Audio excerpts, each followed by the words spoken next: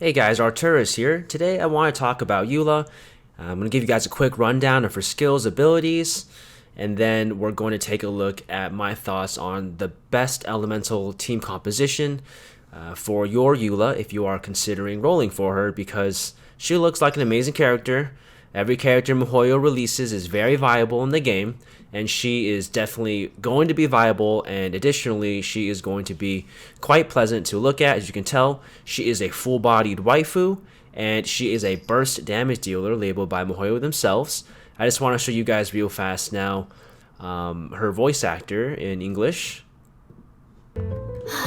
Seriously, they cared that much about my lineage? Even if I were out for vengeance, they'd have to wait their turn. You can tell there that MiHoYo gave her a mature voice actor as well, which is great. Me personally, am not fond of the child kiddo voice actors like Klee or Diona. Sound kind of whiny too. I do enjoy the way Eula sounds, so if that is you as well, MiHoYo's got your back there. I'm going to take a quick look at her abilities here for her attack. You can see it's a series of attacks here that look like flowing arch. That there was their charge attack. This is her normal attack chain. You see how she's like basically dancing through the air and looks amazing as a cryo user. Now currently the best two-handed claymore user for physical DPS is Razor, but he's kind of clunky looking, and we'll take a look at this here. You see how it's a little clunky, it's a little slow. Nope. It doesn't look as pleasant to look at, especially compared to Eula. So just take a look at that again. Her attack chain is it's fluid. She's a 5-star, so she definitely has more detail and attention paid towards her character and her animation, and it truly shows there.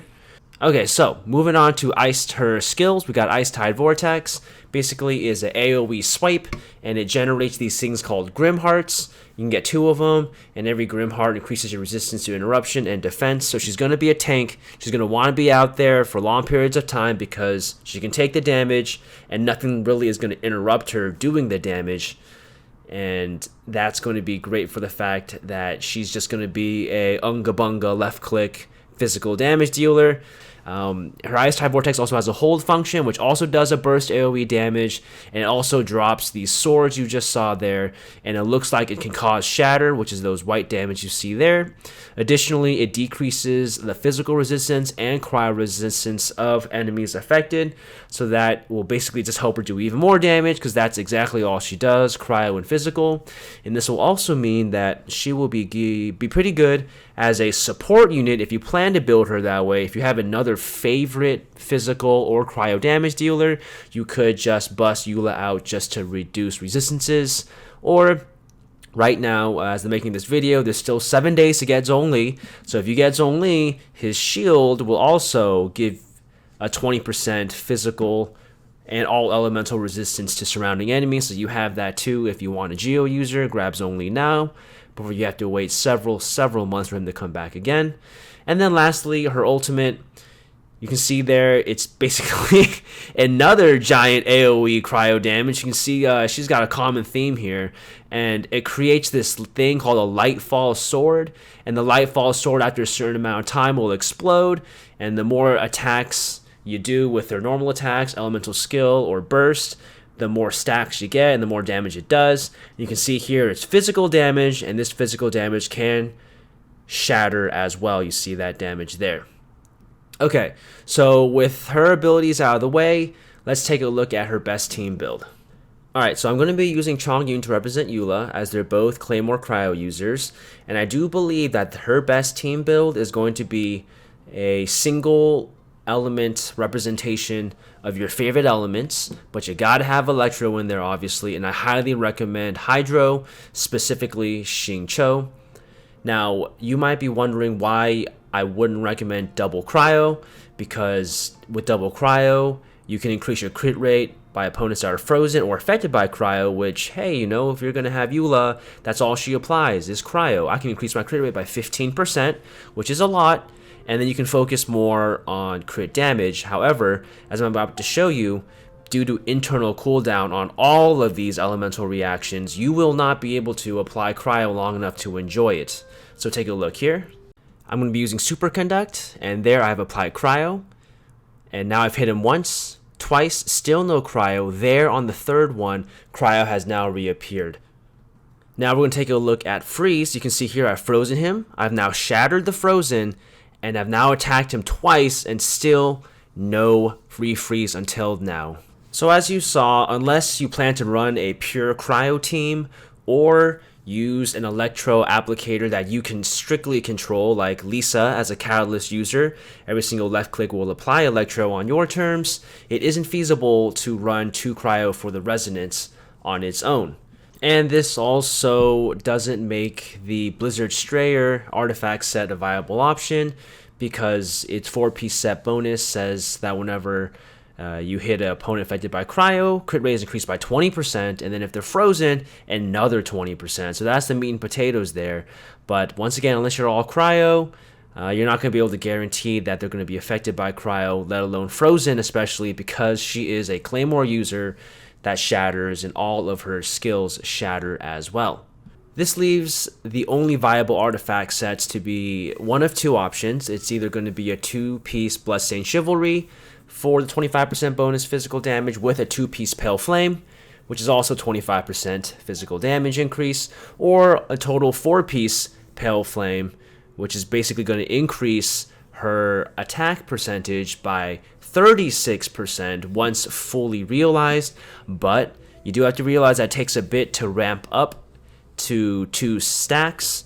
So unless you're popping her E skill and then her ultimate and then her E skill again once the cooldown sets off, or you pop her E skill, you wait 4 seconds, pop her E skill again, you've now taken 4 or 5 seconds to get the full effect, while Pale Flame is brainless and always available to you. Just do keep in mind that if you're going to build a 4-piece Pale Flame set, it might take a lot of resin. Like, I'm talking weeks, like 2 or 3 weeks worth of resin to get a set you're satisfied with, versus a set you could be satisfied with in just a week, if not maybe even less. And then you could use the rest of that resin, getting more Mora, more experience books, talent books, in preparation for Inazuma, or building up the rest of your team to a power level sufficient to tackle Spiral Abyss. Now, back to the reason why I would recommend one of every element, therefore you can proc as many elemental reactions as possible, is because there is speculation that Eula's ultimate may cost 80 energy. Now, this may change upon release. It's not finalized until Eula is out for the rest of us to play. But if she does cost 80 energy to play her burst spell, you're not going to have it ready to go unless you either A, stack energy recharge like a madman, but then that would bite into your crit rate and your crit damage and maybe even attack percentage that you would use instead, making Eula hit weaker and therefore be less attractive or less unga bunga. Or you could do what I'm doing here, which is proc as many elemental reactions as possible. Therefore, you can always have her ult on hand as much as you can.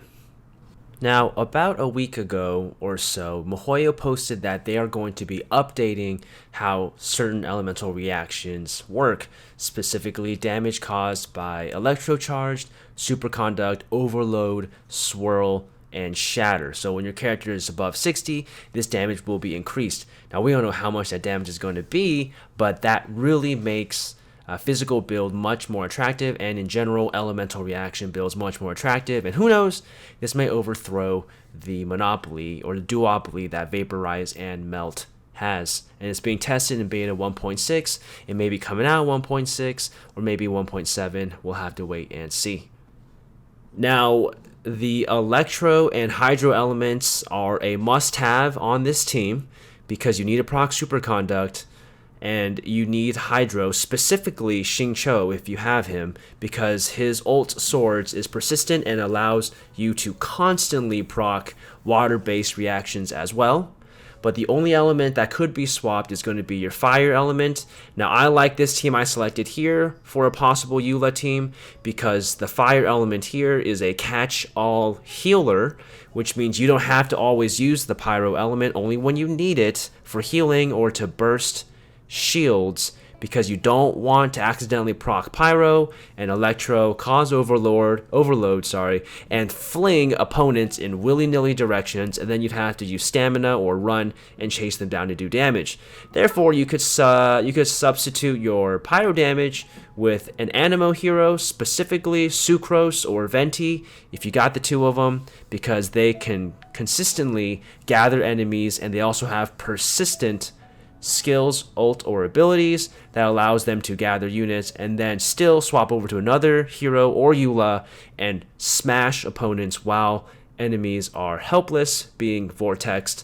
Anemo Traveler wouldn't be that bad either for that, but Jean wouldn't really work, Xiao wouldn't really work, and who knows who will come down the line in Inazuma or in the next patch. But if they've got a skill that groups people together, Anemo would be a great substitute for that.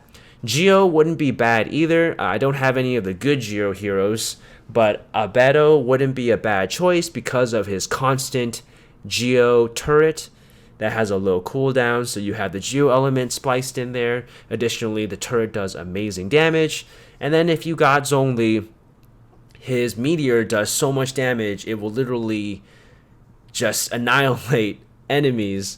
And also his shield is just really good for survivability and worrying about enemies less, and also decreasing opponents' resistances, causing you to do more damage.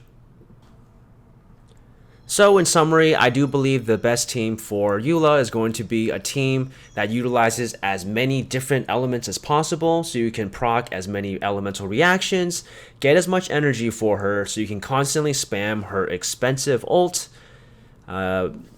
As I said earlier, for Anemo, the best ones you could use is going to be Venti and Sucrose, because they can persistently gather opponents off field, while Xiao and Jean have to be on field or have cooldowns that doesn't make it reasonable.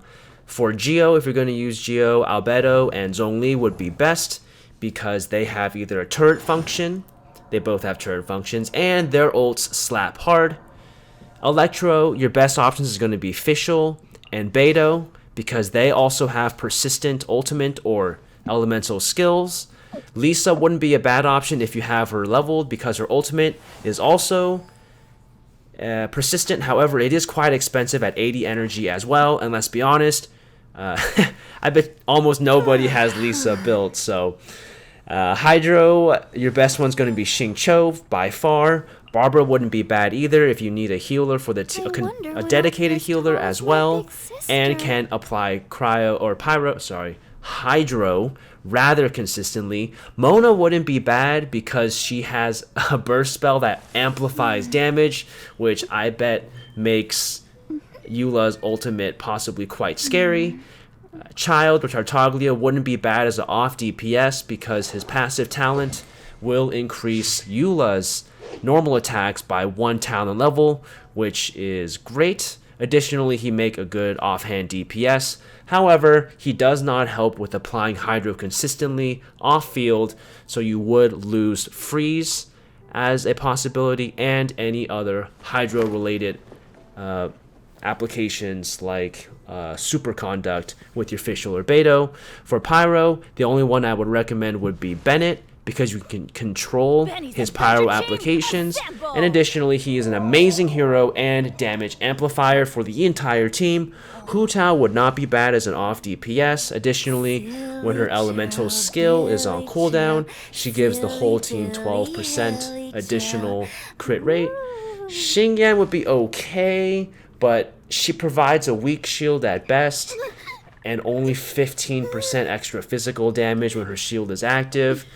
I don't like her particularly as much. Klee, if you have her, wouldn't be bad as an offhand DPS again. And you can kind of control her pyro application since she's Catalyst and her bombs can be thrown in directions. But that would be it. She would just be an off DPS.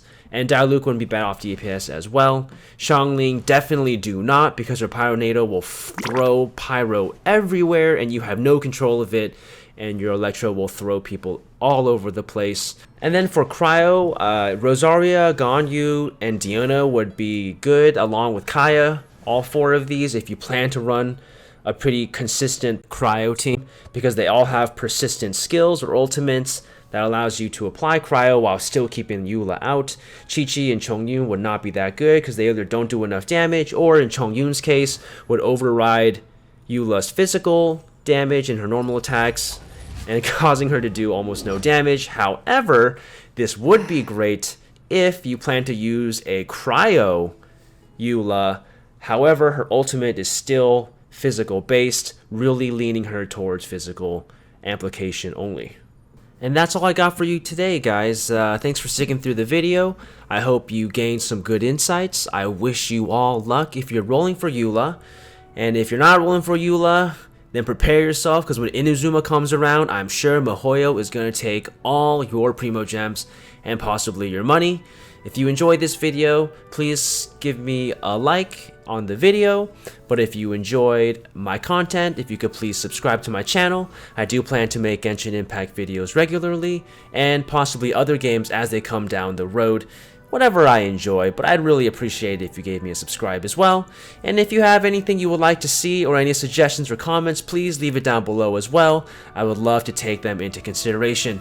That's it, guys. Thank you. You have a good one. Till next time. Bye-bye.